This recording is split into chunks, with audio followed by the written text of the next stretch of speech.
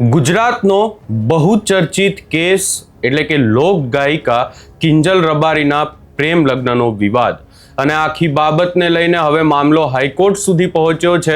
આજે આ આખા કેસને લઈને એક મહત્વપૂર્ણ સુનાવણી થવાની છે. શું છે સમગ્ર મામલો એની વિગતે ચર્ચા કરીશું.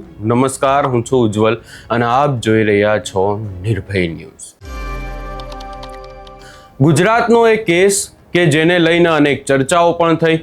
બે સમાજ આમને સામને આવી ગયા હતા અને આખી બાબતને લઈને હવે મામલો હાઈકોર્ટ સુધી પહોંચ્યો છે. અહીંયા જો આખી બાબતને લઈને ચર્ચા કરવામાં આવે તો આપણને બધાને ખબર છે કે અશોક ચૌધરી અને કિંજલ રબારીનો પ્રેમ લગ્નનો જે આખો વિવાદ સામે આવ્યો હતો એ વિવાદને લઈને અનેક ચર્ચાઓ પણ થઈ.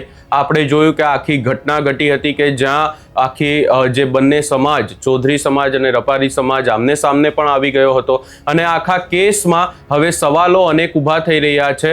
કારણ કે કોર્ટમાં એક પછી એક સુનાવણી થઈ રહી છે, પરંતુ વાત એવી સામે આવી રહી છે કે કિંજલ રબારી એ કોર્ટમાં હાજર જ નથી રહેતા અને આખી બાબતને લઈને હવે અનેક સવાલો ઊભા થઈ રહ્યા છે કે કિંજલ રબારી શું ખરેખર છૂટાછેડા લેવા પણ માંગે છે. આ આખી બાબતને લઈને વધુમાં ચર્ચા કરવા જોઈએ તો આપણે વચ્ચે પણ જોયું હતું કે એક બાબત સામે આવી હતી કે જ્યાં કિંજલ રબારીના જે પતિ છે અશોક ચૌધરી એ રાધનપુર કોર્ટની બહાર આખી બાબત સામે આવી હતી કે જ્યાં એમની ઉપર હુમલો કરવામાં આવ્યો હતો. ત્યારે પણ આખા કેસને લઈને અનેક ચર્ચાઓ થઈ અને હવે જો વાત કરવામાં આવે તો 6 ઓગસ્ટ 2026 આખા કેસને લઈને હાઈકોર્ટમાં પ્રથમ સુનાવણી થઈ હતી અને ત્યારે પણ એવી બાબત સામે આવી છે કે હાઈકોર્ટમાં કિંજલ રબારી ફરી એકવાર હાજર નહોતા રહ્યા અને આખી બાબતમાં ફરી એકવાર તારીખ પડી હતી ને તારીખ પડી છે આજની.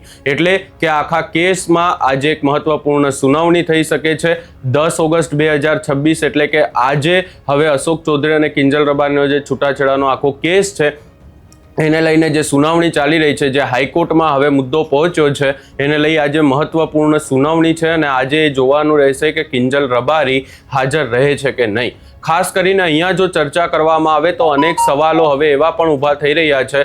કારણ કે આ જ્યારે કિસ્સો સામે આવ્યો હતો અને જ્યારે કિંજલ રબારી ભાગી ગયા હતા ત્યારે પણ અનેક સવાલો ઊભા થયા હતા, પરંતુ ત્યારબાદ આપણે બધાએ જોયું કે કેવી રીતે રબારી સમાજે કિંજલ રબારીને અશોક ચૌધરીના ઘરેથી પાછા લઈ આવ્યા હતા. આખી જે ઘટના ઘટી હતી, બંને સમાજના જે અનેક આગેવાનો છે એમની સામે પણ કેસ થયા હતા.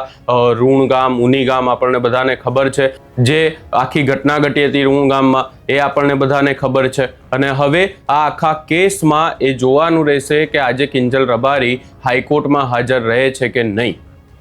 કારણ કે અહીંયા એક વાત એવી પણ સામે આવી રહી છે કે આખા કેસમાં જ્યારથી સમાજ પડ્યો છે ત્યારથી કિંજલ રબારી જે છે એ છૂટાછેડા લેવા માટે ની જે અરજી છે ને જે આખી બાબતને લઈને સુનાવણી હાલ ચાલી રહી છે એમાં કોર્ટમાં હાજર નથી રહી રહ્યા અને કિંજલ રબારી જ્યાં સુધી કોર્ટમાં હાજર નહીં રહેશે ત્યાં સુધી આ આખી જે પ્રક્રિયા છે કોર્ટની છૂટાછેડા લેવાની એ પૂર્ણ નથી થઈ શકતી. હવે કિંજલ રબારી કેમ હાજર નથી રહેતા એ પણ એક મોટો સવાલ છે.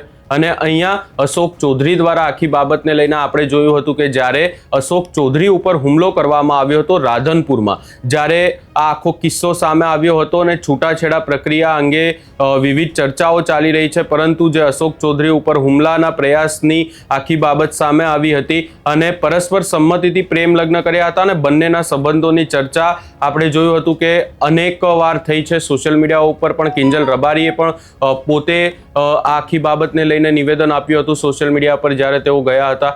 પરંતુ હવે આખા કેસમાં આજે હાઈકોર્ટમાં શું થાય છે એના ઉપર સૌ કોઈની નજર રહેશે. આ સમગ્ર બાબતે તમારો શું અભિપ્રાય છે એ અમને કમેન્ટ કરી જરૂર જણાવશો ને અમારી ચેનલ નિર્ભય ન્યૂઝને લાઇક, શેર, સબસ્ક્રાઇબ કરવાનું ભૂલશો નહીં.